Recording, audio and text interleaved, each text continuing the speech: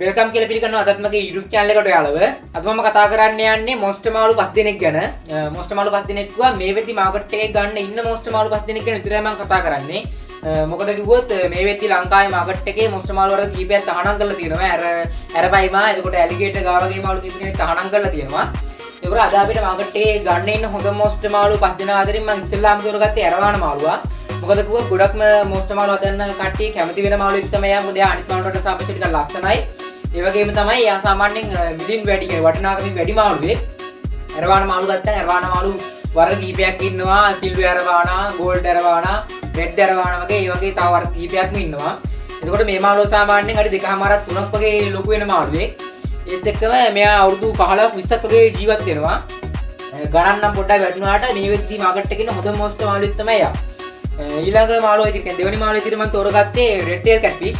එයා ගත්තන් එයා සාමාන්‍යයෙන් අඩි 3ක් 4ක් වගේ ලොකු වෙනවා. ඒ වගේම තමයි එයා සාමාන්‍යයෙන් එයා නම් එච්චර ඇරමාන තරම් ගණන් නැහැ. එයා සාමාන්‍යයෙන් අවුරුදු 15ක් 20ක් වගේ ජීවත් වෙන්න පුළුවන් මාළුවෙක්. තුන්වෙනි මාළුවා විදියට මම තෝරගත්තේ ඔස්කා මාළුවා. ඔස්කා මාළුවා ගත්තන් මෙයා රෙඩ් ටේල් කැට්ෆිෂ් වගේම තමයි එයාට එකට හදන්න පුළුවන් මාළුවෙක්. මොකද මෙයාත් මාංශ භක්ෂකයි. මේ මාළු දෙන්නම කන්නේ මාංශ භක්ෂක කියන්නේ මස් වර්ග. එතකොට ඔය තව පොඩි පොඩි මාළු වර්ග ඒ වගේ මාළු තමයි මෙයාලා කන්නේ. ඔස්කා මාළුව ගත්තන් එයා සාමාන්‍යයෙන් අඩියක් අඩි 1.5ක් වගේ ලොකු වෙනවා. එයාගේ ආයුෂ ගත්තාම එයාට සාමාන්‍යයෙන් අවුරුදු 10ක් 15ක් වගේ කාලයක් ජීවත් වෙන්න පුළුවන්. හතරවෙනි මාළුවා විදිහට ගත්තේ ජයන්ට් ගුරාමි. ජයන්ට් ගුරාමි ගත්තන් යාලගේ වර්ග කීපයක් ඉන්නවා. ඒ කියන්නේ කළු පාට වගේ වැව්වල වගේ ඉන්න එක්කෙනා ඉන්නවා. එතකොට වරල් රතු පාට කෙනෙක් ඉන්නවා. එතකොට සුදු පාට කට්ටිය ඉන්නවා. එතකොට රතු පාට මාළු විශේෂයක් ඉන්නවා. ඒ වගේ වර්ග කීපයක් ඉන්නවා. එයාලා සාමාන්‍යයෙන් ගත්තන් එයාලා අඩි 2.5 3ක් වගේ ලොකු වෙනවා. මම කතා කරපු අනිත් මාළු වගේ නෙමෙයි. මෙයා සාමාන්‍යයෙන් සර්වභක්ෂක මාළුවේ ගොඩම කැමති ශාක වලට. ඒ කියන්නේ කොළ වර්ග කැමට. මේ මාළුව සාමාන්‍යයෙන් අවුරුදු 15ක් 20ක් වගේ ඉන්නවා. ඒත් එක්ක දැන් මෙයා ගන්න මාළුවට වඩා විශේෂ දෙයක් තියෙන්නේ මෙයාට සාමාන්‍යයෙන් ඕනම වෝටර් කන්ඩිෂන් එකක් මෙයාට දරා ගන්න පුළුවන්. ඒ කියන්නේ අපිරිසිදු ජලය වුණත් මෙයාට එහෙම ලොකු ප්‍රශ්නයක් නැතුව ජීවත් වෙන්න පුළුවන් මාළුවෙක්.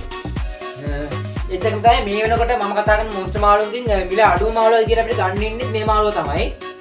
අනිත් මාළුවා සාමාන්‍යයෙන් මිලෙන් ටිකක් වැඩි. ඒ වගේම තමයි පස්වෙනි මාළුවා විදියට මම කතා කරන්න යන්නේ ඉරිඩේෂන් ෂාක් කැට්ෆිෂ්. ඒ කියන්නේ නෝමල් කැට්ෆිෂ් කියලා කියන්නේ. මේ මාළුව ගත්තා මෙයා සාමාන්‍යයෙන් අර මම කියපු ඉස්සෙල්ලා කියපු රෙඩ් ටේල් කැට්ෆිෂ් වගේම තමයි. ඒකට මෙයා නම් සර්වභක්ෂක මාළුවෙක්. මෙයා සාමාන්‍යයෙන් අවුරුදු 15ක් 20ක් වගේ ජීවත් වෙනවා. ඒකට මෙයාගේ වර්ධනය ගත්තොත් මෙයා අඩි 2.5ක් 3ක් හෝ 4ක් දක්වා ලොකු වෙන්න පුළුවන් මාළුවෙක්. ඒත් එක තමයි මෙයාට සාමාන්‍යයෙන් අවුරුදු 20ක් වගේ ජීවත් වෙන්න පුළුවන්. ඊළඟ කාරණාව තමයි ඒ කට්ටිය තමයි මම කතා කරන මාළු විශේෂ වන්නේ.